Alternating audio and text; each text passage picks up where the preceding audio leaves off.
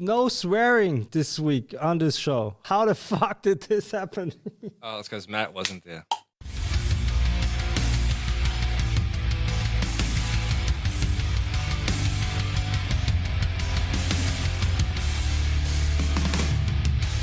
If you take pride in your knives, you know that proper care is essential. That's why I want to introduce you to Pelican Paste, an all-natural 100% food-safe wax. Perfect for maintaining your prized blades. Crafted with all-natural ingredients, Pelican Paste is free of chemicals, petroleum, and unnecessary additives. So if you're looking for the best way to keep your knives well-maintained, give Pelican Paste a try.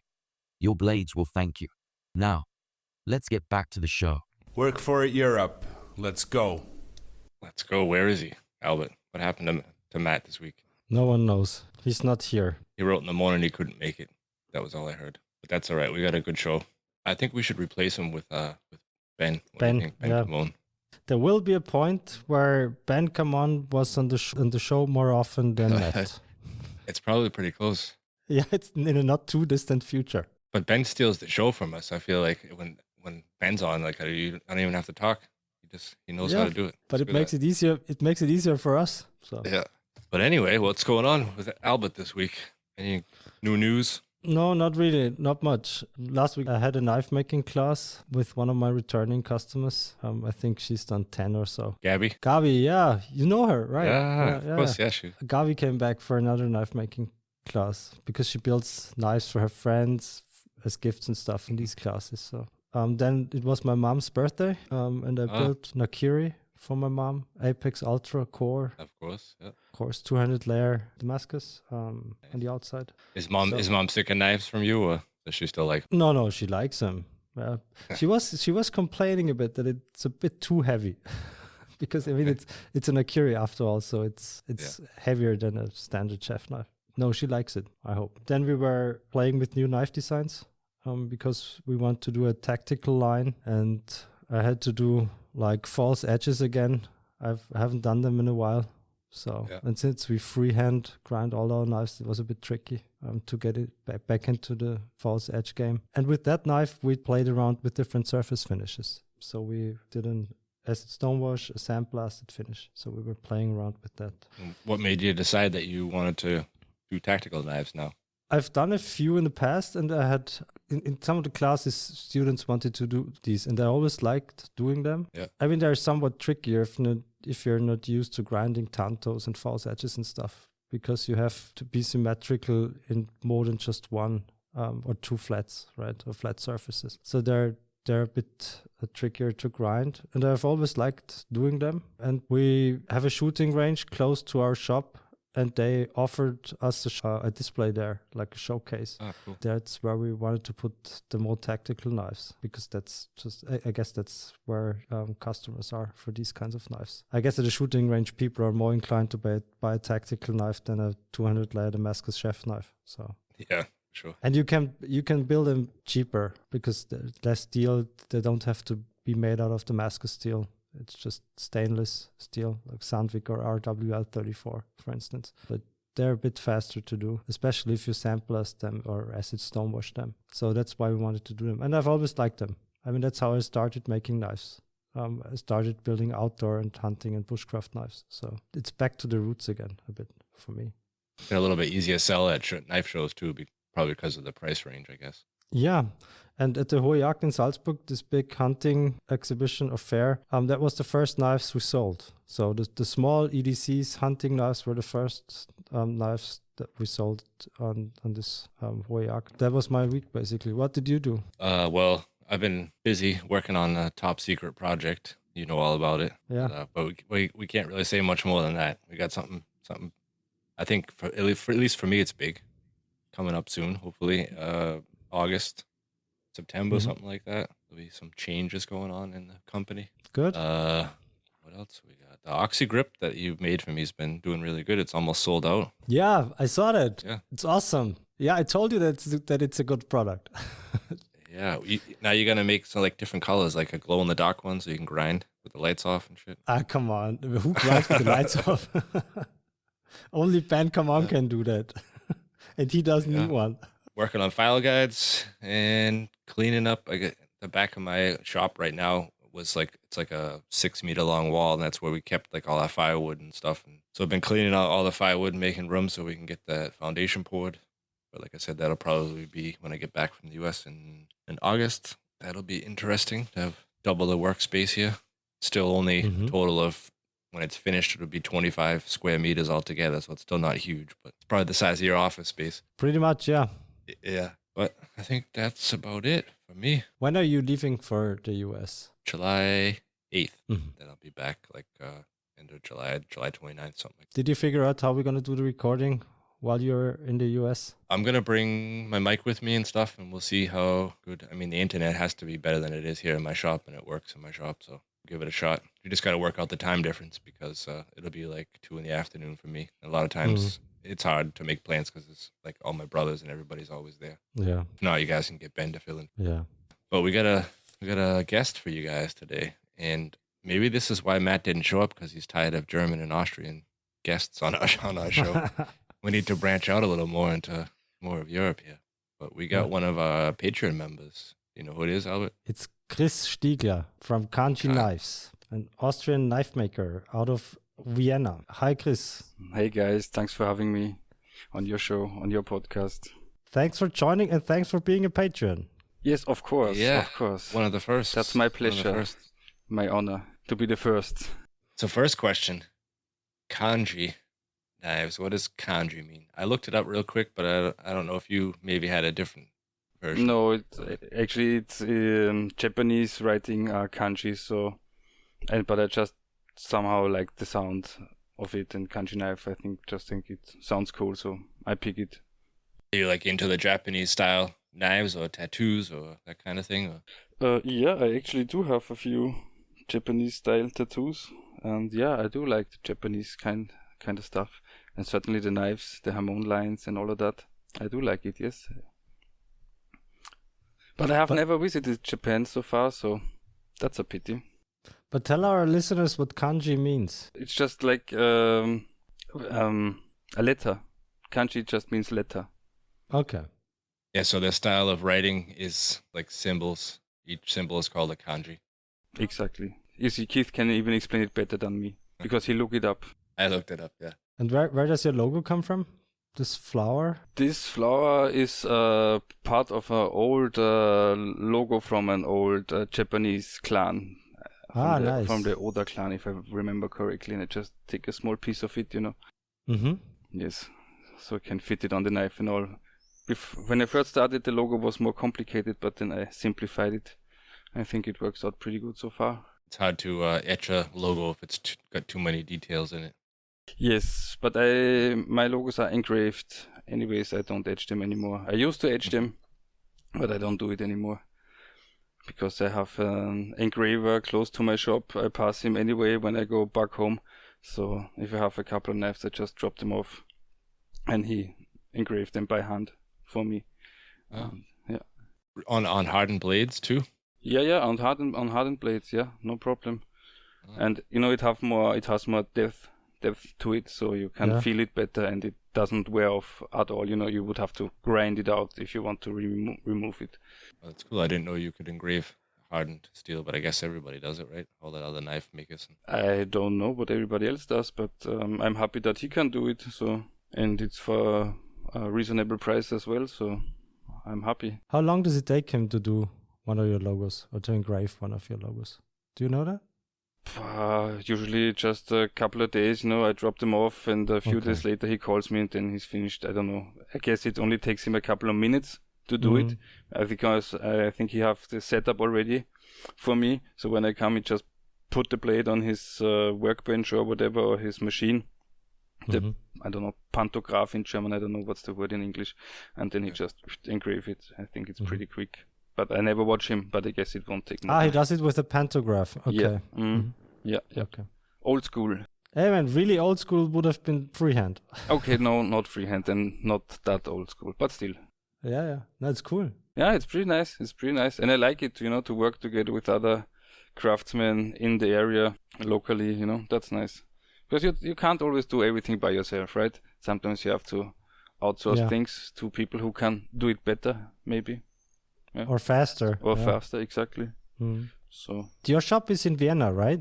Yes, my shop is in Vienna. Well, actually, I share my shop, It's my friend's shop. He has a metal casting workshop. And he has a lot of space. So I can be there with all my knife stuff and forging stuff as well. Nice. That's pretty cool. Yeah, that's awesome. That's really awesome. In what district in Vienna are you? In the 16th district, very close to the Manna fabric. You know Manna? Ah, nice. Definitely. Yeah, of course. Everyone knows Manna. Yes. Yeah. It's just across the road. So. Can you smell the chocolate? Every day. Mm-hmm. But we avoid going there because, we don't want to gain too much weight. So my colleague on Navy said, no, we don't ever buy anything from the store, from the shop directly, because if we start with this, it's not gonna stop anytime soon. So, yeah. So what kind of metal casting does he do? Aluminium, brass, bronze, silver, gold, anything but steel, actually. But for like jewelry or? Yeah, jewelry or house numbers, the old Viennese house numbers, house signs, or the street numbers, street signs. Or if you go into more storage building, you have like first floor, second floor, third floor, the signs. Or for a lot of old stuff also, when they renovated or restored the parliament, they have to use like for the windows and so, and for the doors, for the handles and for the locks and all, they have to use old stuff, or at least stuff that looks old. They cannot use anything modern. So we do this kind of thing. You help them with it sometimes, or? Yeah, I'm helping, definitely. That's the way how I pay my rent, so that's a good way to pay my rent. I can do a little grinding, a little polishing for him. No, we're doing pretty cool stuff, actually. Also some trophies. For example, the Amadeus Award. You know it? Yeah, sure. Yeah, the Austrian Music Award. Well, it's made in our shop. Every year, so we know who gets the award long before you guys know it. But we have to keep it confidential, of course. Of course. Yes. Or also some artists, just artists who have some piece, whatever it might be, and they want to have it casted in, aluminium, bronze, brass, whatever. Then we just do it. We make a mold, and we do it. What is the mold made out of? Well, if it's a bigger piece, it will be made of sand, but we don't have the sand in the workshop anymore. We used to have it, but we got rid of it because it's tough work, it's hard work, it's dirty work, and so we kind of outsourced the bigger ones, and now we do the smaller ones, and there the mold is made of wax, I think, right?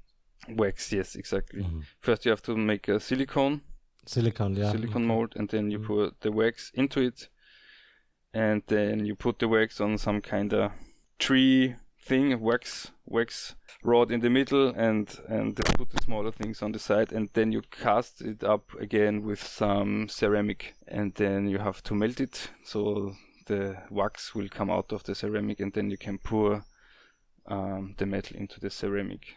It's a little bit more complicated than the sand mold, but you can make more detailed works, finer work, like jewelry, rings, earrings, necklace. And the success rate with wax is probably better than sand, I would imagine, right? So it depends. It really depends. It depends how thick is the material you want to cast. On the shape. You can't really say it's better. It's just different. And it lets you produce more detailed work. The only thing, you might have less work afterwards finishing it.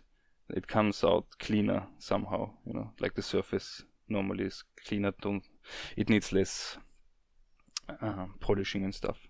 So it saves some time. But you're very limited size-wise, because with the sand we could make huge things. Even like for some staircase, parts for some staircases in the old buildings and so. And now I think like maybe 25 or 30 centimeters is the maximum or so. But it's still cool. It's interesting. Yeah, but it's two separate companies, right? It's your company and your Yes, No, exactly. Yes, exactly. But you're just sharing a shop there. Yes, he's downstairs and I'm upstairs, where it's nice and warm in summertime. And cold and freezing in wintertime, actually. No, but still it's cool because we have a lot of space. I think for me alone, it would be impossible to get a big space like this. And also it's very close to my home, so I only have to take like 3 tram stations or walk 15 minutes. Then I'm there, so that's pretty cool for Vienna. Yeah. Are you guys renting the place, or does your buddy own it? No, it's he rented. We used to have a different place with a very old, really old school kind of workshop, like you imagine it, everything dusty, a lot of steps here and there, and a corner here and there, and the old green machines everywhere. But we get rid of it, and now we move to a different place, and now everything is more modern, and you can just walk in easily and don't have to climb, 10 steps up and down to carry anything in. So that's nice. And are you also collaborating on knives? Does he do some inlays and stuff on knives? No, we have not done this so far. Okay. Of course, I can use his tools also because he have a lot of heavy tools, like polishing and grinding tools and drilling machine and all of this, drill press, and the latte and everything. So I can use his machines as well. That's pretty awesome for me. Talking about machines, you can also forge there, right? In this shop. I have a tiny forge, a 1-burner forge only, but I can do some forging, yes. But I don't have a power hammer or anything. Yeah, that'd be hard in the middle of Vienna, I think. On the top floor too. Yeah, on the top floor, it'd be impossible. The forge is on the lower floor, still next to the casting machine, the metal casting machines. But I would have a power hammer in my friend's workshop. I want to get before they sell it or so, but I'm not really sure how I can put it in this shop where we are right now. Have to talk to my friend first. Maybe we can find a solution. Your friend is selling a power hammer. Well, he's not really selling, but he rented this at the other place, and the power hammer is there. Okay. And I think the owner doesn't even know it is still there. So, and they don't just want the place to be empty. So I figure if I can manage, why not go pick it up, right? Yeah, maybe you can make a good deal. Get a good deal on the hammer. What kind of hammer is it? Actually, I have no clue. I have to go there and examine it first. I just know it's a power hammer and it's working, but more I don't know. There used to be an old blacksmith down there, but honestly, I don't know. You gotta hurry because Albert's gonna find out where it is. He's No. Nah, you're not gonna find it. It's not for sale anywhere. Like I said, the owner doesn't even know it's there because the shop was sold and the new owner doesn't know anything. So I mean, that's good for you. It's good for me. Yes, that's good for me. I just need a place where to put it, and I just go there and pick it up and move it. I think they will be even happy if I take it because then they don't have to get rid of it. Yeah, maybe. So it would be a win-win for me. Yeah, if you need help with anything, just let us know. Okay, all right. To help. Thanks, that's nice. And try to not get ripped off. But if the guy doesn't know what he's selling, that's very unlikely anyway. Sometimes people sell these machines and just want too much money for it. For them. No, he's not selling. Like I said, he's not selling. He just wants the place to be empty. So I'm not sure. Maybe it's just an investment company. Even I don't know who bought this place. They just have to get out until end of the year, I guess. So and it has to be empty. Then if I can manage, I think I can own it. Let's see. Nice. You're doing this knife making full time, right? More or less full time, yeah. I sometimes go with another friend, with an ex-friend who does some metal restoration. I sometimes go with him to different kind of locations and help him out because it's also sometimes with heavy stuff and large stuff you can't really move by yourself, so he needs somebody to help him, and I like it as well, and it's some extra cash also.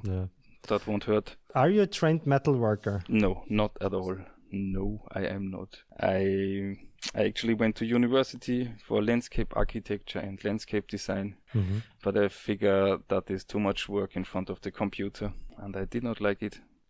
So I changed it. Then I did kindergarten teacher for some time. which was pretty nice actually, but you can't earn no money that way, even though it's a nice job, but well, you have to live from something, right? But how did you end up building knives? Yeah, from a kindergarten teacher to a knife maker. Yeah, interesting, right? Yeah, it's actually it's kind of a coincidence. A friend of mine just got this knife making course as a present for his birthday, and he's from Spain and only speaking Spanish and English, so not so much German.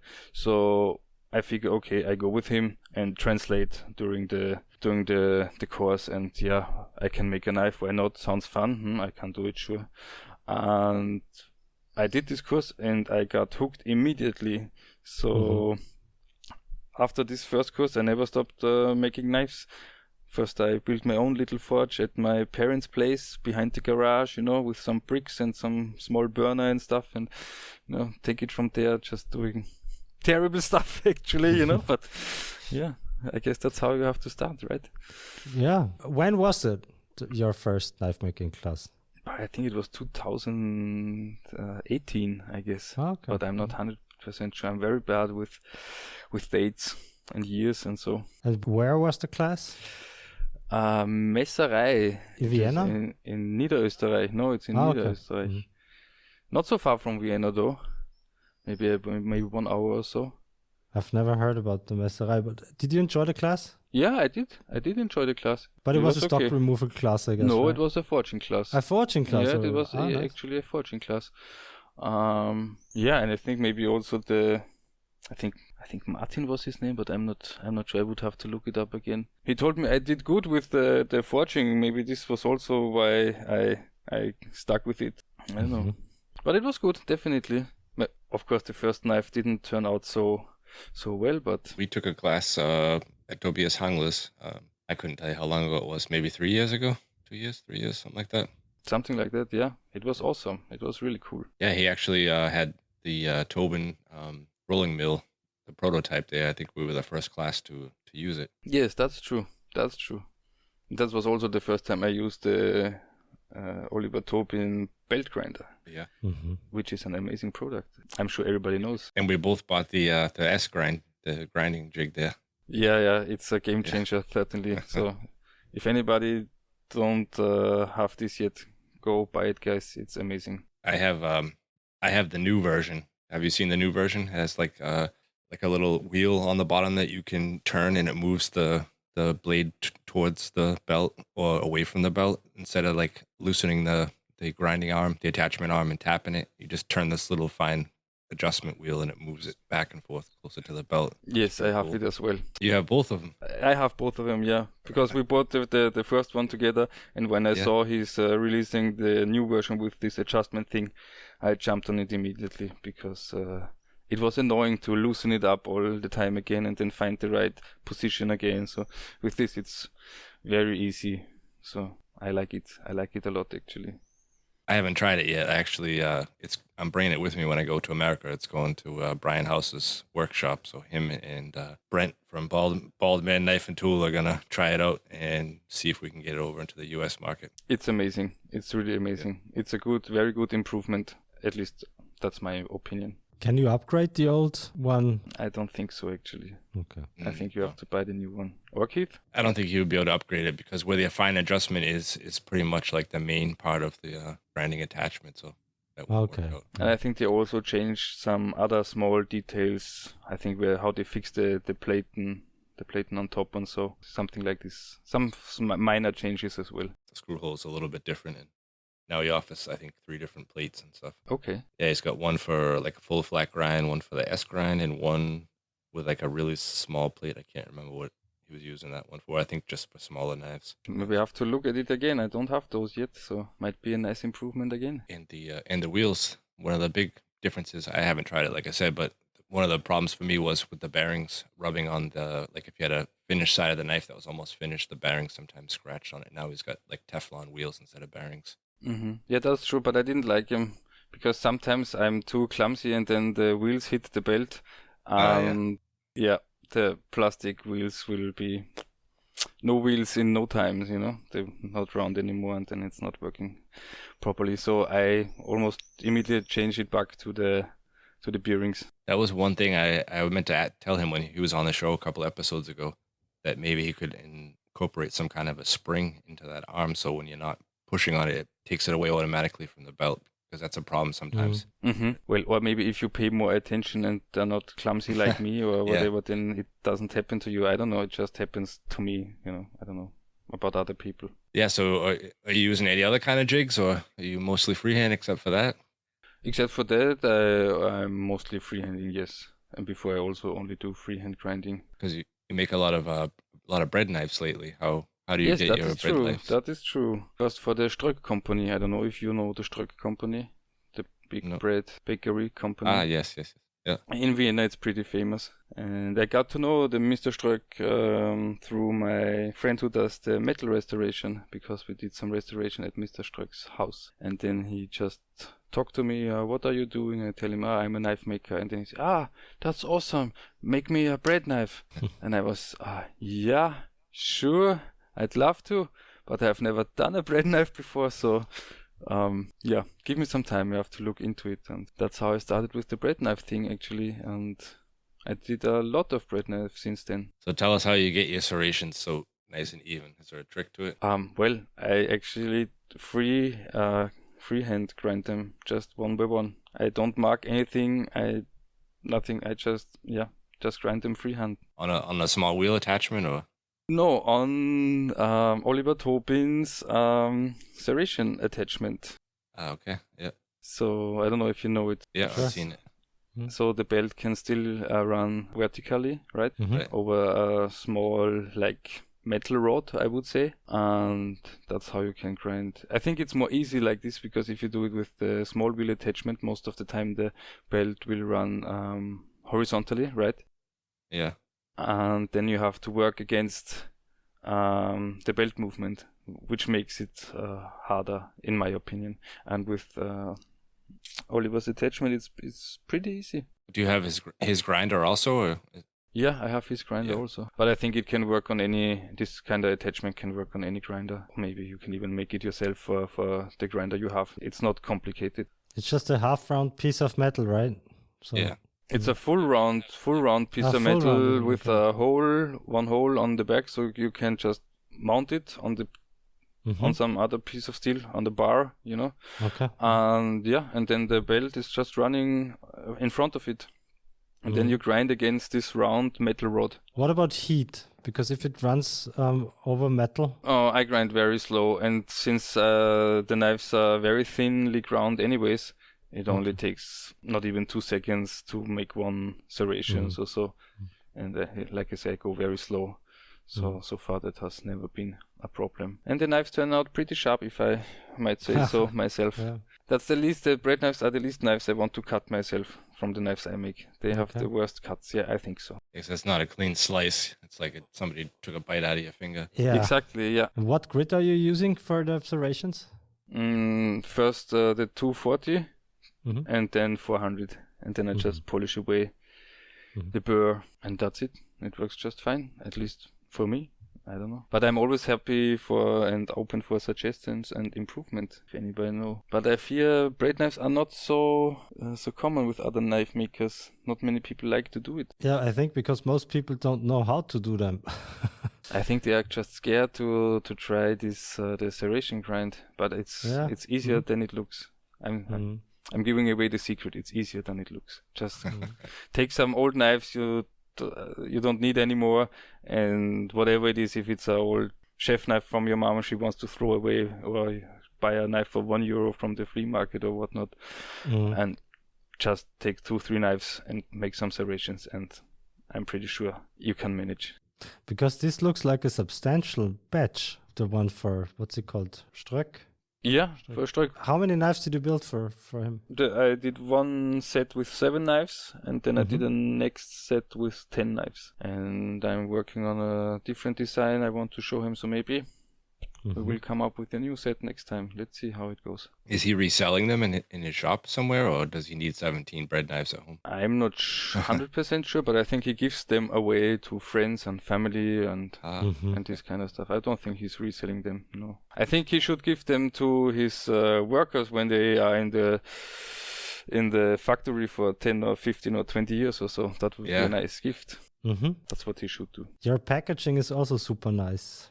Thanks. I appreciate it. Thanks. Is this laser cut? It is laser cut, yes. And I saw it first at Benjamin Camon, to be honest. So I kind of steal it from him. Do you own a laser, a CO2 laser? No, no. That's also a thing I outsource. I don't have it, and I don't really have the time, and certainly not the knowledge to do it. You seem to know a lot of handy people. Yeah, I think that's necessary. Like I said, if you can't do everything by yourself, and you still want to have a certain kind of quality, you have to admit that you can't do it and then give it to somebody who can. I think that's just fair, and other people need to make a business as well, so I see nothing wrong with it. But I have to improve the packaging still. I'm not 100% happy with it right now, but I'm working on it.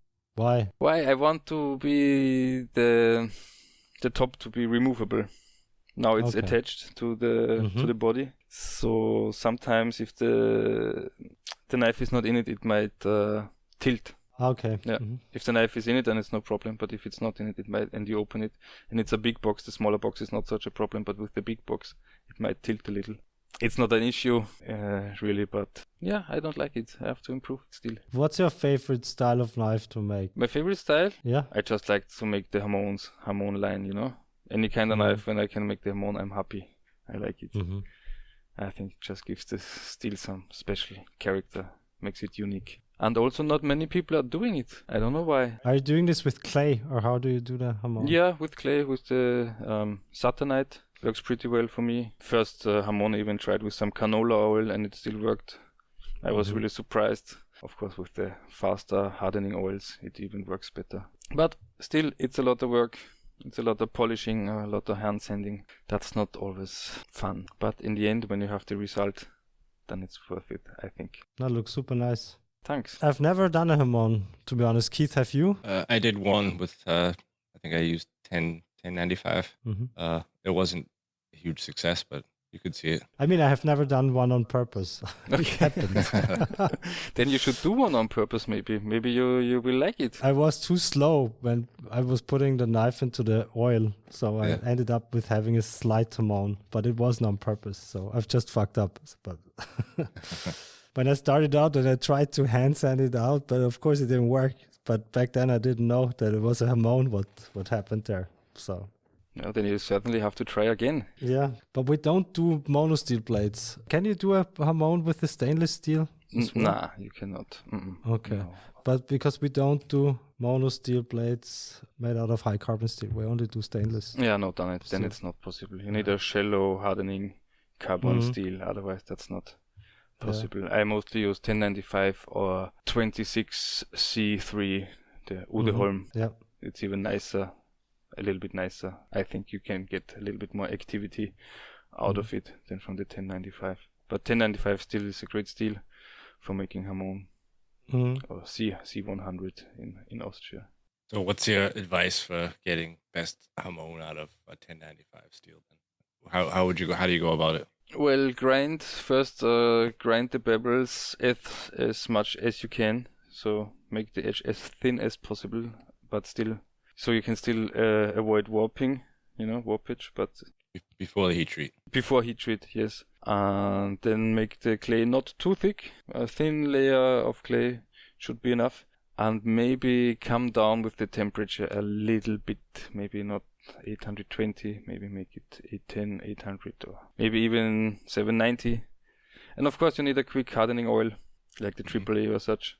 That should be it. Then you should be good to go. Are you only doing a edge quench to get a better Hamon, or the whole blade? I do a full blade, quench everything, handle everything, and it works just fine. Actually, I never had the problem that the Hamon did not come out so far, so it has worked out for me every time.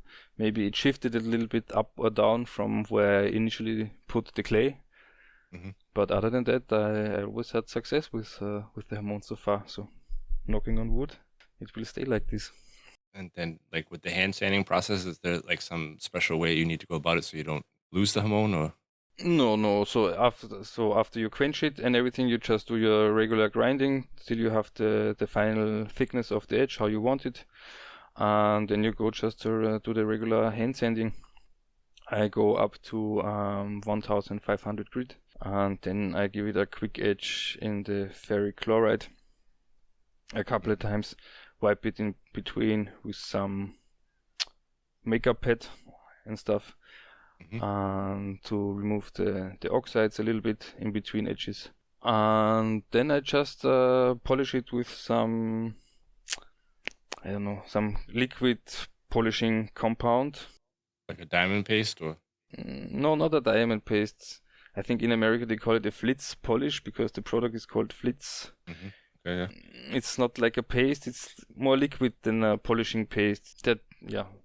But it works pretty well, and it's pretty quick. But then you just only have like the grayish hamon, you know. If you would like to have the white smoky hamon, you would have to a lot more polishing from there. But most of the time I'm too lazy, because that would be hours and hours. And so those colors and transitions into white, they're there. You need to polish more to get them out. Yeah, yes. If you look at most of my knives, they have like this grayish hamon, and you can see the clouds maybe coming through down a little bit and so. And if you want to turn this into white, you have to, and shiny, you would have to polish it way, way more, a long time.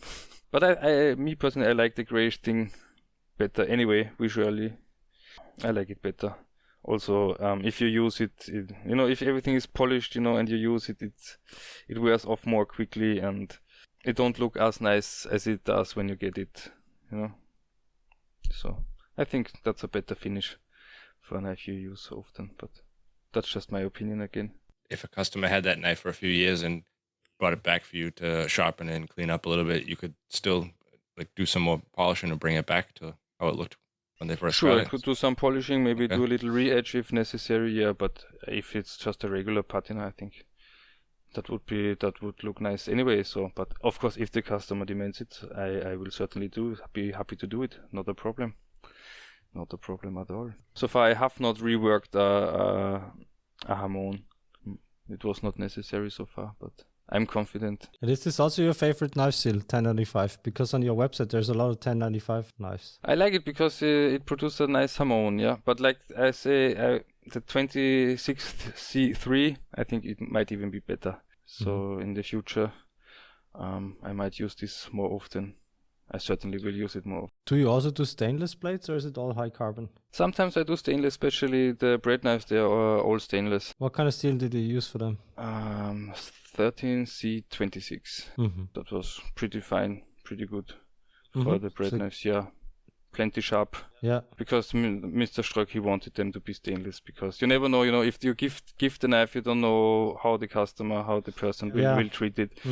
So it makes more sense to give them a stainless steel knife, you know, because especially bread, you know, if they don't clean it, the bread is humid and the breadcrumbs will stick to it and this kind of stuff. And if they don't clean it, I think they might be unhappy pretty quickly with the carbon steel. So the stainless steel was definitely the better choice there. And I like to work with it as well. Why not? Not always the same. You can't do always the same. That's boring. No, you have to keep your mind sharp, do new things all the time to improve yourself. That's important, I think. Don't stay with what you already know. That's boring. You hear that, Albert? You can't always use the Apex Ultra. I am not. Actually, for all my customers from... No. RWL 34 and Apex Ultra. No, I'm also a big fan of Sandvik steels. I've just made two steak cleavers out of 14C28N. It's an awesome steel. It's cheap. It's robust. I mean, you can temper it very high to get a very flexible knife. No. It's not just Apex Ultra. It's Apex Ultra, RWL 34, and Sandvik. Well, that's a good choice right there. So nothing to complain about. Here's the thing. I mean, what I would recommend or suggest to all beginner knife makers: find one or two steels and know how to work with them, harden them, heat treat them, temper them, and everything, grind them, whatever. It doesn't make any sense to me at all to try like 15 different steels when you're starting out. So that's just a waste of money, I think. Get one or two steels, learn how to heat treat them, how to grind them, and then you can buy others and other steels and stuff. But it doesn't make any sense to try it with 100 or 10 at the beginning, because most people do. I've done it, to be honest. maybe Chris too, maybe you too, I don't know. But I've bought so many different steels when I was starting out. It was a complete waste of money. I should have just stuck to one kind of steel and learned how to work it. Well, I made the bigger mistake. I started out with some old files and this kind of stuff where you don't even know what kind of steel you have. Yeah, mystery steel. Mystery steel, exactly. It worked fine at the time, but looking back now, it would have been much better to just buy some. 1095 is not an expensive steel as well, so just buy yourself a plate of this and take it from there. You will be much more happy with the result than with some old file or whatnot. Yeah, I totally agree. Because here's the thing. If it ends up being a nice knife, finish-wise and grinding-wise and everything, you might still end up with a shitty knife because you don't know how to heat treat the mystery steel. Exactly. So it's a complete waste of time. Yeah. And high carbon steel is so cheap. I mean, you can buy a meter, or you could. I don't know how much it is now because we buy so large batches. I don't know how much one piece of steel is, but it's a few euros, right? I guess so. It's 5 to 10 euros for a piece of steel for one chef knife. So and you spend at the beginning when you're starting out, you spend like 1 or 2 days with this one knife at least. So your time is much more valuable than like 10 euros or something. Definitely, you might say. Yeah. People will spend more on one evening going out drinking than what you have to spend for 5 knives in this kind of steel. So yeah. Or on belts. I mean, you spend much more money on belts than on steel. So it's much more important to know where to get cheap belts from than to know where you get cheap steel from, I think, because belts you use much more than steel. Yes, definitely. If you use mono steel, carbon steel, that's not what drives the price up. You know, it's your time and the belts and whatnot, but it's not the piece of steel. If it's some Damascus and so, okay, that's a different story, definitely. But if it's just a mono steel. But no one who is rational starts out by using Damascus. I mean, that is true, but there are many irrational people out there as well. I might be wrong. Yeah, but people don't do it. Don't do it. No, don't do it. I agree. I used some stabilized wood for my first knife, and everybody was like, "Why are you doing that? Why are you doing that?" And of course, in hindsight, it was a complete waste as well. But at the time, back then, I just wanted to do it and have a colorful handle. And I didn't know any better. Some people are just crazy like this and start with crazy material, even though they have no clue, just like me. Speaking of colorful handles, you've been getting into making a lot of scales and stuff lately. Oh yeah, that's true. I enjoy it a lot, actually. I love it. I love colorful stuff, and I love the creative process and everything, actually. And I figure there are not many people doing it as well in Europe. I always watch Flying Shark Knives, on Instagram and stuff, doing awesome scales. And I wanted to have some, but how it is to import from America is always a little pain in the ass. So I figure, why not do it myself? And every knife maker's got a scrap pile. You can put stuff like that together, make old liners and all that kind of stuff to get your stripes in. That's true. But I realize you need more. You need a lot of different kind of material to make nice, awesome looking scales. Yeah, you have to source many different size material. Actually, if you only have like the G10 in 1 millimeter, it won't look so nice. If you have it in 0.5, in 1, in 0.5, in 1.5, also different thickness, then you will have a nicer outcome. Then the design will be more delicate, maybe. But that means you have to source a lot of different material, have to put a lot of material on stock. But I like to do it. It's not always easy work. You have to get everything flat and square, which sounds easy, but certainly is not easy. Because every gap you will see every gap you have, and that would be terrible. Oh, I was just gonna say I've made a few similar to like you have, and I think the most frustrating part is when you're actually gonna put it on the knife itself to make sure that you get everything lined up, because you do all that work and it can look beautiful on one side, and then you look at the spine view, because if everything's not lined up, you just ruin everything. Definitely. You have to be more precise. Definitely. You can't be off when you drill the holes and everything, and when you prepare the scales for drilling the holes, you have to be very precise and exact. That is certainly true. But the result is nice, in my opinion. You have more. I can put a lot of creativity into those scales, you know. That's nice. That's what I like. And I can use a lot of different materials also. That's also interesting to me. Yeah, how do you get it flat then and square? Do you want to share that, or is it a trade secret? No, it's not a secret. I'm happy to share anything. If anybody writes to me and asks me anything, I'm always happy to share. You know, I think in this kind of trade we always have to help one another. Well, I have this how you call it, surface grinder attachment for the belt grinder. I have one of the Pavel belt grinders, an old one, you know, the Polish ones. Yeah. From Poland. Yeah, I have one. This was my first belt grinder before the Tobin one, and they have this surface grind attachment. So I flatten the pieces of wood with this on this belt grinder now, and then most of the time I use the guide, you know, the grinding guide, the file guides, to then make the edges 90 degrees, right? Yeah. And I make the spacer sandwich first. So the spacers, I don't put one layer, and glue them each separately. I make one spacer package, so to say, you know, like I have like the G10 and everything cut out like to 5 times 5 centimeters, and then I glue them together and have this spacer sandwich, and then cut the spacer sandwich again to make the actual spacers. That avoids shifting the material, you know, or coming up a little bit during the gluing process or so.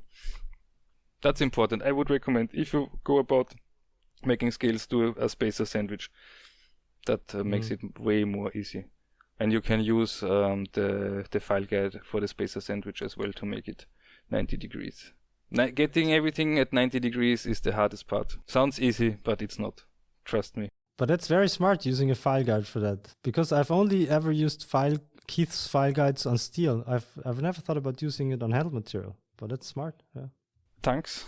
I didn't know what else to do, and it was just laying there, and I figured, that seems pretty perfect, actually. Maybe there's a faster way to do it. I don't know. Maybe Sharky someday will share his secret with me. I don't know.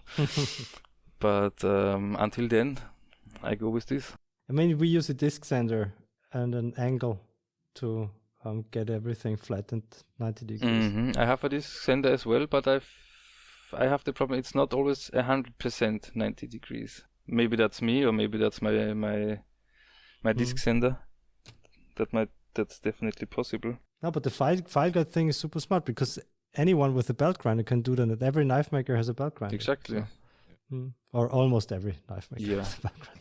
No, it worked out fine for me. For me, it gave me the best results so far. You know, I don't like to waste material and stuff, so I really make sure I get things done the first time, because especially if you make these kind of scales, if you fuck it up, you lose a lot of material, right? Yeah. And a lot of time still. Yeah. So that's terrible. I try to avoid that by any means. Thanks for sharing. Sure. Super interesting. Sure.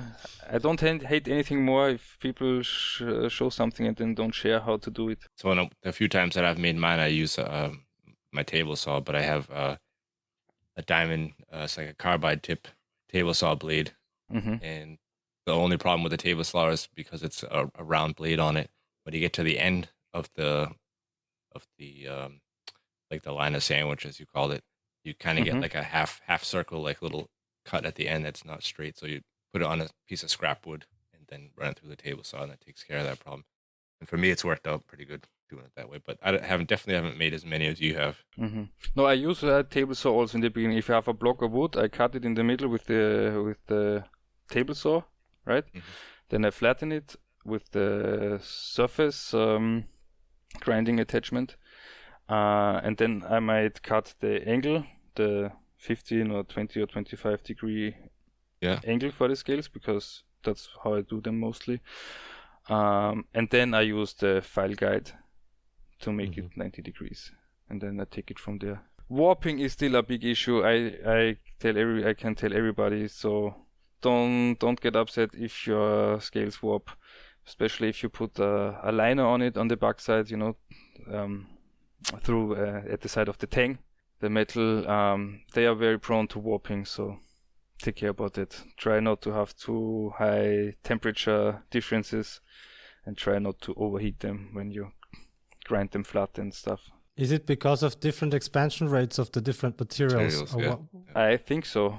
I'm not a physician, and I'm not 100% sure, but I think that's the problem. I've even had that a couple of times, like get them all finished, cut out, and just sitting on the table waiting for you to make a knife, and come back like a couple of days later, and it's warped already. So, but after I finish mine, I clamp them between two pieces of steel and leave the clamps on there till I'm ready to use them. That's best. If you can, that's the best way, definitely.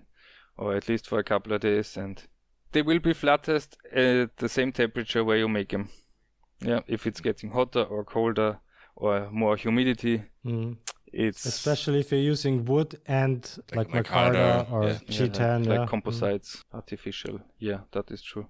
Yeah, and especially the G10, if you use G10, and I almost always use some piece of G10 for the spacer and so, heats up way more quickly than wood, for example. So this piece of the scale will get very hot pretty fast. So make sure you cool it, maybe with some pressured air or something during the flat grinding process, or be fast and clamp it flat while it's still hot, and let it cool while it's clamped down on something flat. And he's using the good G10, Albert. Definitely. What is the good G10? Knifematerial.at G10, of course. What kind of question is that? That's the only G10 we use, so we are also using the good G10. Hey, what's his name there? Chris from ForgeWorks was on the 63 HRC podcast. Did you hear that episode, Albert? Not yet, no. He does almost exclusively G10 stuff, and so some of the colors that I don't have, or sometimes he orders from like ground flat stock in different stores, and he says he can tell whose G10 it is by the smell just from grinding it, because he's been using all these G10s. Really? Yeah, it was a funny episode. What's the difference? How does the GFS? It's just G10, whatever like epoxy they're using to cure it, I guess. Okay. It was a good episode. You should listen to it. Yeah, I will. Yeah, it's an awesome material, but it's very poisonous, the dust. Yeah. Make sure you wear some safety equipment. Definitely necessary. And it dulls your blades and belts and whatever very quickly. So. And your drill bits and everything. Yeah. So it's not my favorite material.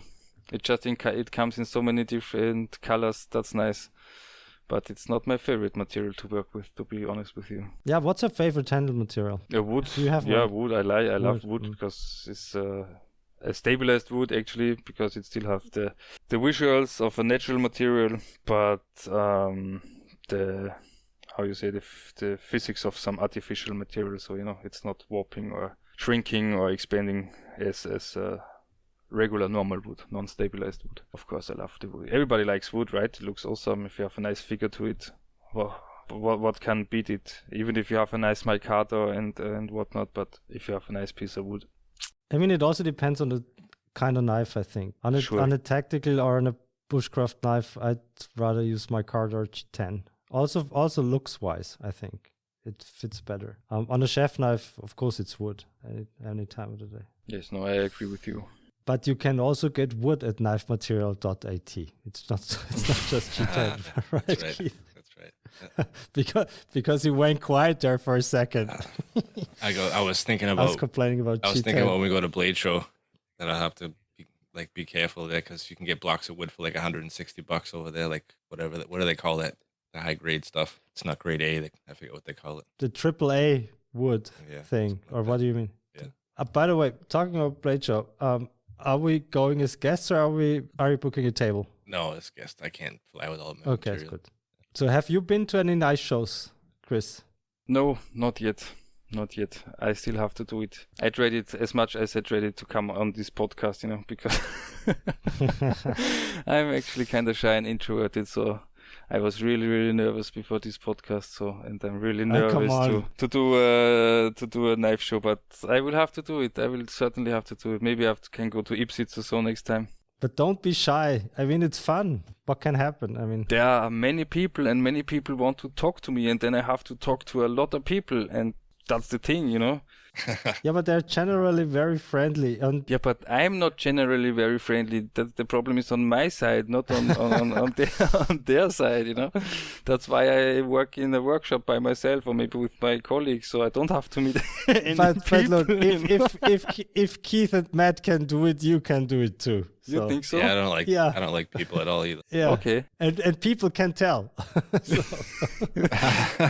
That's what I'm afraid of, that people can tell that I don't want to talk to anyone. So no, it's not that I don't want to talk to. I'm just having a little hard time, you know. Yeah, but getting to that's it also and all, very you know? common with knife makers. Knife makers and bladesmiths are a very weird bunch of people. So Exactly. don't worry. You would fit right in. Okay. No, the first show is like a little nerve-wracking, but you go to a show, and then the next time you go to a show, you see some of the people from the last show, and it's easy. It gets easier every time. Okay. Right. Then I will just follow you next time, Keith. Let me know when you go to next show and I just book a table next to you. September Ipsitz. September Ipsitz? Okay. Mhm. Yeah. Why not? Do you know the date already? Trolsky says he's gonna come. Do you know Trolsky? Well, not personally, of course, but I know him from the web. Yeah, he's cool. We met him in when we went to the Netherlands show. Nice. You're drinking some Okay. whiskey with him? No, actually, he had to drive back. He left the show like an hour or two early because he had to drive back home. So he didn't drink anything. At least that's what he said anyway. I don't know if he... Yeah. That's what they always say. But yes, start with a small knife show in Ipsitz or Eisenherz, and then it's Solingen. And then it's Blade. Yeah. And it gets funnier year after year. So, Okay, if you say so. right, Keith? I mean, it got funnier every year. So Yeah, it for was sure. our third time in Solingen. It was the best year ever. Okay. Because then that's very natural, because then you already know the people. You're looking forward to meeting your colleagues and friends again and everything. So it's just natural, I think. Sure, when you know what's going on, what's happening, then it's more easy. That's Yeah. for sure. Well, we'll take you along. That would For be it. nice. That would be Yeah, nice. sure. Yeah.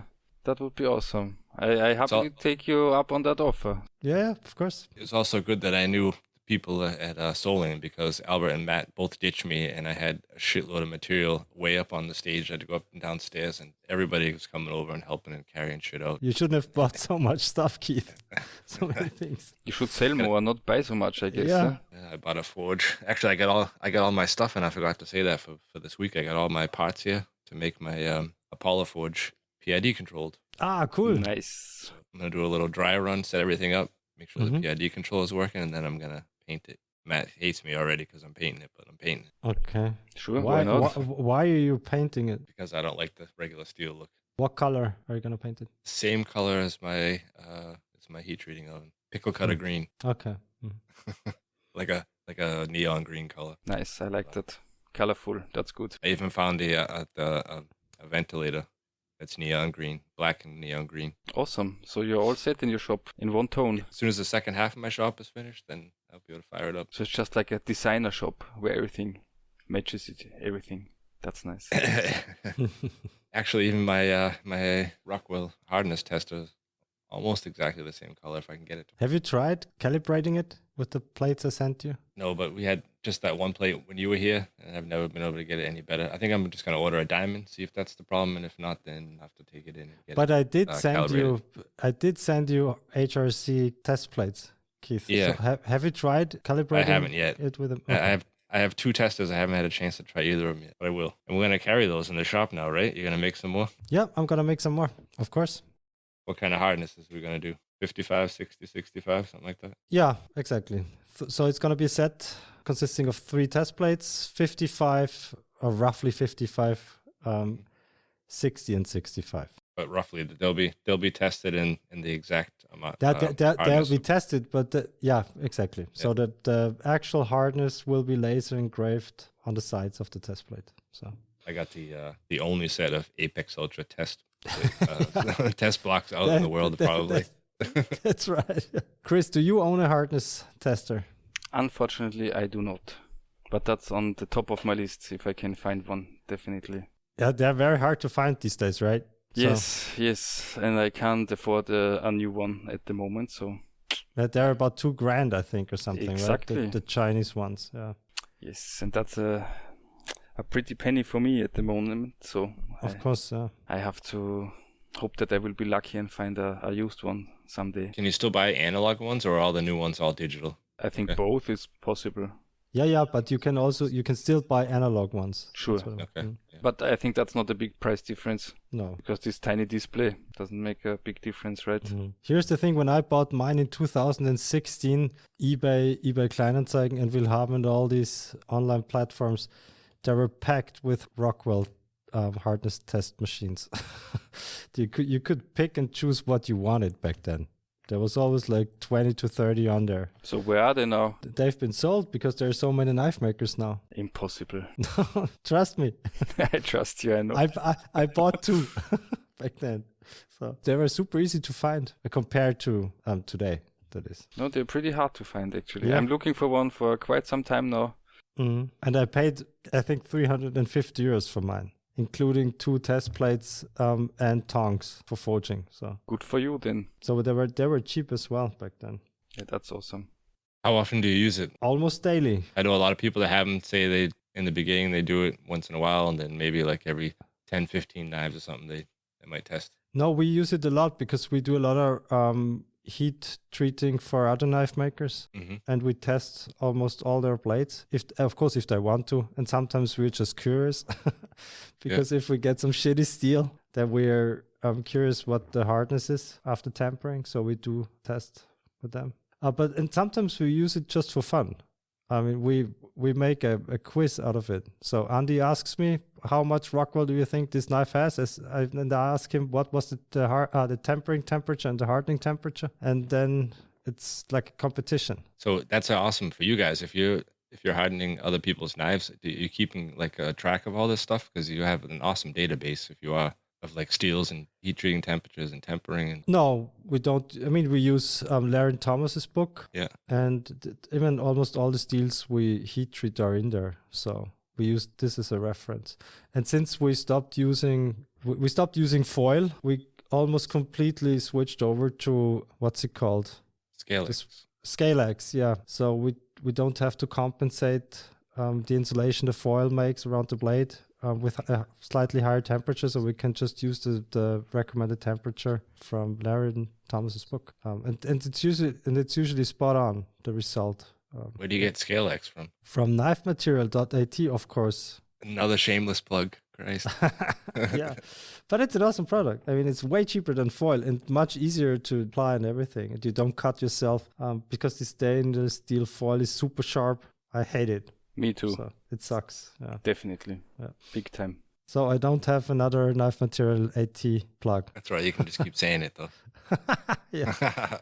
So, Christoph, where can everybody find you and your knives? Are you online? Do you have a website for our listeners to come check out? Sure, I have a website, www.kanjiknives.com, and you can find me as well on Instagram, Kanji Knives, or on Facebook, same name, Kanji Knives. So everywhere it's the same name. So that's pretty easy for you, I hope, at least. Yeah, we'll put it in the show notes. And I called you the forbidden name again. I forgot. That's I okay. didn't mean to. That's okay. I can cut it out. So Edit don't it. worry. Edit out. Yeah. You won't be the first, and you are not the first, and you won't be the last. So that's okay.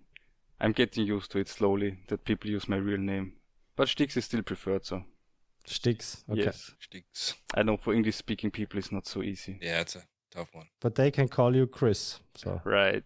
Chris was one of our first Patreons, like you mentioned before. I want to shout out the rest of our Patreons who help support the podcast here. We got Sven from Nord Artisan. We got Johan Fagerlund from Fagerlund Bladesmith.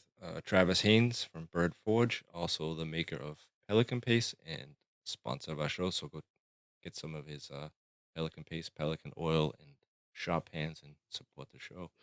We got Roy Rutten, Shay Dashon, Paul Balletta from Balletta Handmade, Mr. Coy Baker from Baker Forge and Tool, Pim Von Delft from Von Delft Woods, Alex Greenaway from Trent Knives, Cardoso Knives, and Bob Workman from the Shoe Shed. So Chris, you said you like wood. You should go check out Pim Van Delft. He's got some awesome stabilized wood that he does too. He's out of the Netherlands. A friend of our host who's not here today.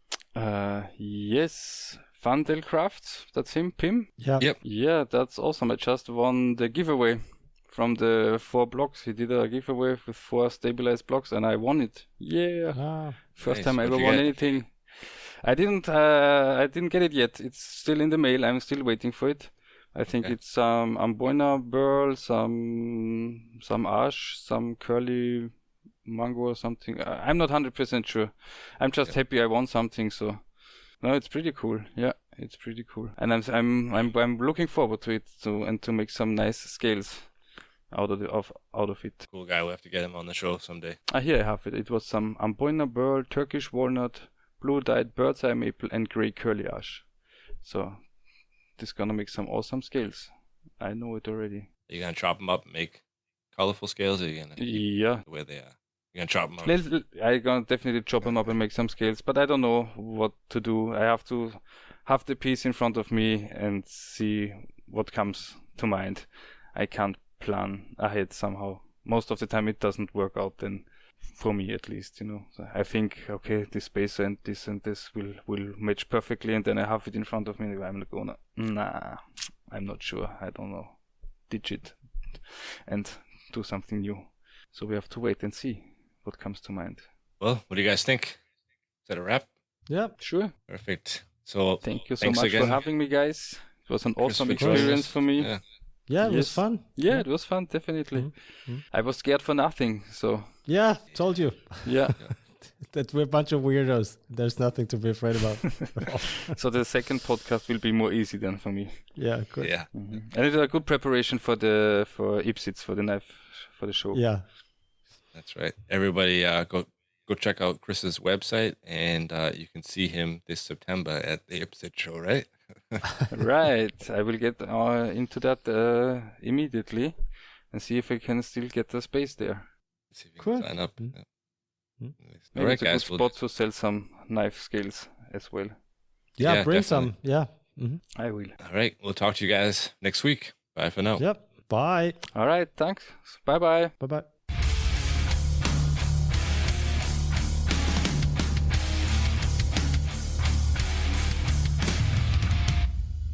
Why are you gay?